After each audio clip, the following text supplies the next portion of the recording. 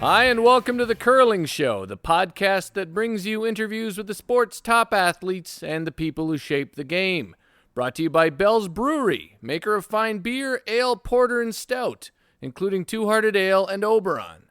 I'm Dean Gemmell, and in this edition, we caught up with Pat Simmons between his first and second games at the best Western Wayside Inn Classic in Lloydminster, Alberta.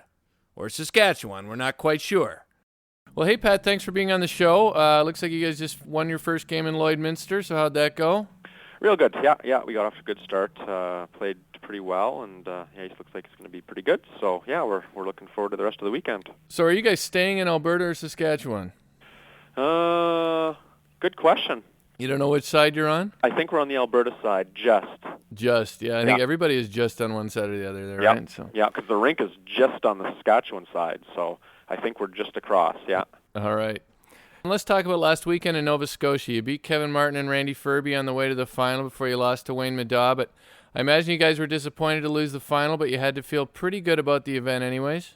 Oh, for sure. Yeah, no, we played pretty well, got on a roll there for sure, kind of after our second game, really, we played pretty well from there on, and anytime you qualify, you're happy, of course, but you look at the draw and you see kind of what spot you're in, and you kind of scratch your head and wonder what in the world you have to do to continue on. And we played well. We played really well those two games, and actually the game to qualify as well was equally as difficult against Lindholm. It's of course you'd like to win the final, and the disappointing part isn't necessarily losing; it's losing when we were playing so well. That's the hardest part about it. But yeah, all in all, a great weekend. You guys are rated the number 4 team in the new Black Book of Curling. You had a great year on tour last year, and you went to the Brier as a Saskatchewan rep. But when I'm watching Sportsnet last weekend, people sort of seem to act like you guys were still a bit of an upstart. It's something I don't quite get.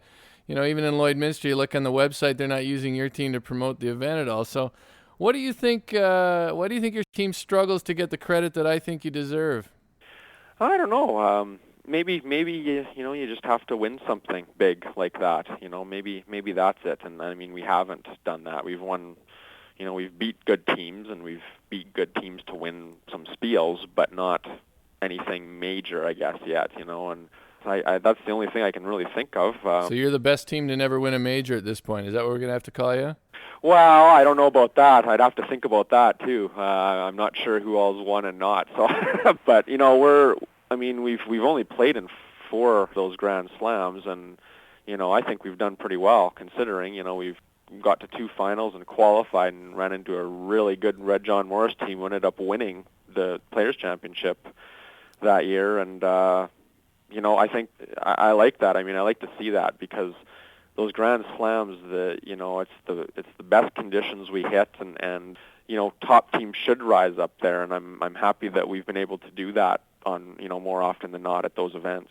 Yeah, I mean, I think you guys are right there, and you've been close and everything else, so I think you're a legitimate contender to win any event. So I guess I'm still surprised to hear you considered a bit of an underdog. But now that I've said I think your team deserves more credit than you're getting, what the hell was going on at the start of this year? Didn't you guys start 0-6? Yeah, we did.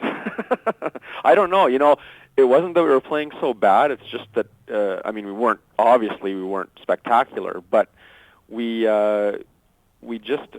didn't get a break here or there, it seemed, and also we just ran into teams that were just playing great, and it was difficult. It was kind of a frustrating start. In the past, we've, me personally, the teams I've been on, we've really started well, and the start of the season hasn't been a problem. That's when kind of the money's been gained quickly, but it was a different start for us, but happy to see how we kind of battled through it, and I mean, things are kind of back on track and back to normal now, that's for sure. So yeah, it looked like a different start. I was wondering what was happening, so I'm glad to see you. Yeah, that's the only way I can explain it. I'm not really too sure either, other than the fact that there again, I mean, we had, we kind of the first couple spiels there, we didn't really have, like we haven't all year, our full team, and it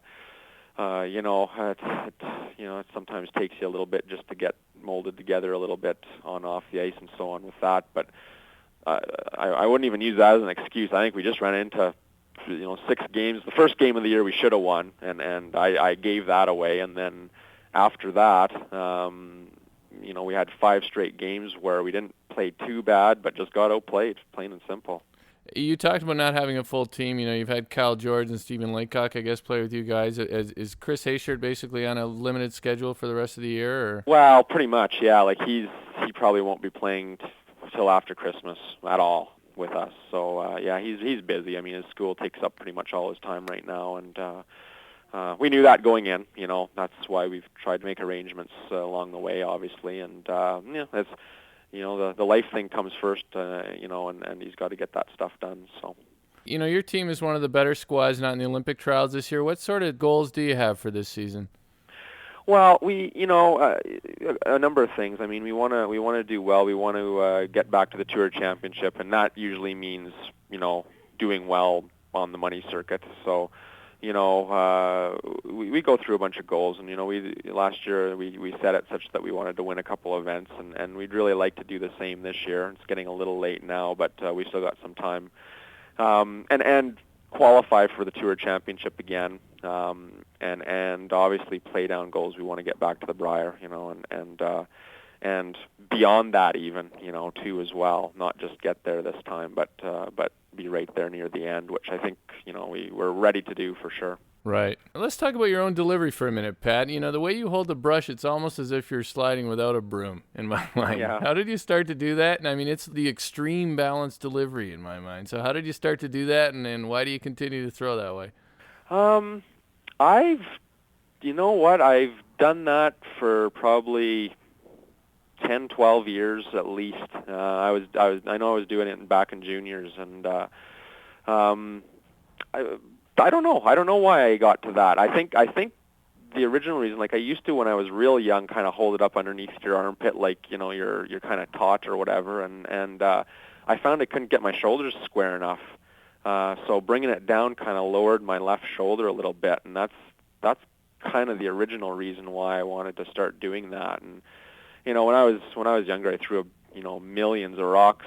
I think my parents ran the curling rink in Moose Jaw, and so I have had years to kind of tinker around with things, and I've kind of got it to a point now where I can kind of fix on the go if there's any little thing I know. I kind of know my delivery well enough that I can fix things on the go, and I don't have to.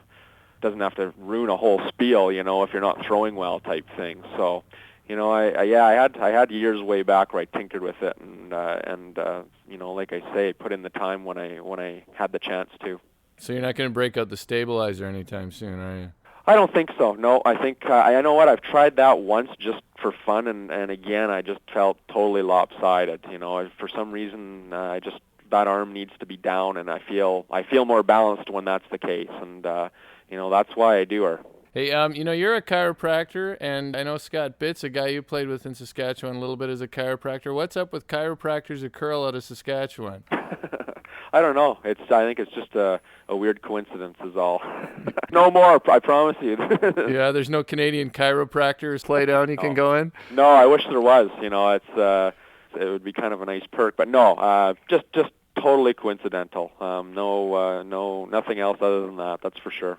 Okay, Pat, we end these interviews with the Runback segment, we call it. I give you a topic, and you give me your thoughts in 1 to 3 words on each topic. Okay. All right. Favorite sport other than curling? Baseball. Dumbest response when you've told someone you're from Moose Jaw? Oh, boy. You get a lot of just wear, right. Kind of wear and a roll of the eyes. Black Book of Curling? Oh, long overdue. A slam or another Purple Heart? Hopefully soon. Which one, though? Well, you get a choice. Let's say the slam first, since that's before provincials. Okay, that's a cop-out, but I'm going to let you give that one anyways. The new calendar featuring female curlers.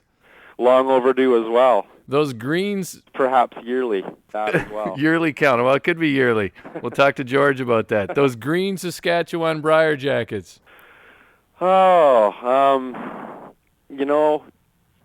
you like them. and only because you're from there. You love them and you hate them, don't you? You love to wear one, but they're not the greatest. Exactly. You know what I think is worse, though? I think the worst thing are the plaid jackets the Alberta guys have to wear off the ice. Do they still wear those? Those are so bad, though, they're almost good. You know, I got on the elevator. The one year I was at the Brier, 88 with Pat Ryan, and I got on the elevator, and they'd come down from the floor above, and they were all wearing those jackets. Yeah. And I got on, and it was just them on the elevator, me getting on. I just looked at them, and we started laughing. Yeah. It's for used car salesmen you're riding with. Our old banquet jackets there, I'm sure they've been the same for, 20, 30 years, I'm sure. I don't know where they must have bought, 2,000 of them back then and just recycle them, because I don't know how. I mean, you can't get them anymore, I'm sure of it, but anyway. If you have kids and they're in the Brier, they'll be through them by then. So. Well, you know what? I doubt it, but we'll see. All right. Maybe back to the sweaters. Yeah, there you go. Hey, thanks for your time, Pat. I appreciate it. Good luck in the event the rest of the way. No, anytime. All right, take care. You bet. Bye-bye. Bye-bye. That's Pat Simmons on The Curling Show, brought to you by Michigan's own Bell's Brewery. Learn all about their brands at bellsbeer.com or just buy some. You can find it in 10 states. Canadians should be happy to know that some of them, like Michigan, Minnesota, and North Dakota, are border states. Trust me, it's worth the trip.